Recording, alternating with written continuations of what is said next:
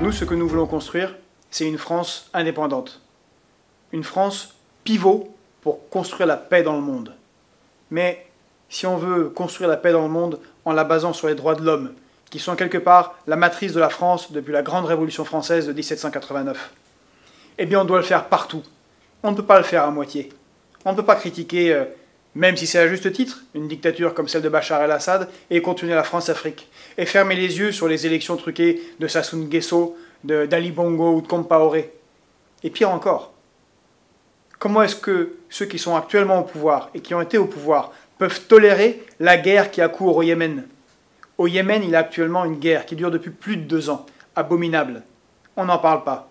Dans cette guerre, 500 000 enfants, et je ne me trompe pas, c'est bien 1,5 million d'enfants de moins de 5 ans, sont menacés de mort, de faim imminente. Ce sont 2 millions d'enfants qui sont menacés de faim dans ce pays. Ce sont 14 millions de Yéménites qui souffrent de malnutrition. Pourquoi cela? Parce qu'il y a une guerre. Et cette guerre est menée par l'Arabie Saoudite, le Qatar, d'autres pays du Golfe, soutenus par les États-Unis et l'Égypte. Et une des particularités de cette guerre, en dehors de bombarder les civils, comme ils le font quotidiennement, c'est de faire le blocus des ports. Et c'est vouloir faire mourir de faim toute une population. Pourquoi? Parce que c'est un pays qui importe 90% de sa nourriture. 90%. Le blocus des ports, c'est condamner tous les citoyens qui y vivent. Parce que qui soutient les monarchies du Golfe? L'Arabie Saoudite et le Qatar en tête. Les gouvernants qui se sont succédés sous Sarkozy et sous Hollande. Qui est le VRP en chef qui vend pour 15-16 milliards d'armes et s'en vante à l'Arabie Saoudite?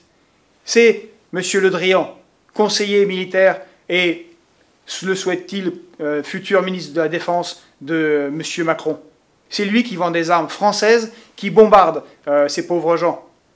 On a pu lire dans Le Figaro que Jean-Luc Mélenchon serait le Chavez français. Mais c'est une farce. C'est le journal qui est détenu par celui qui vend des avions à ce même pays qui bombarde ce peuple. C'est une honte.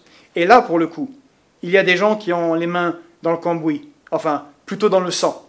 Et il y aura des comptes à rendre, parce que justement, nous sommes la nation qui respecte les droits de l'homme.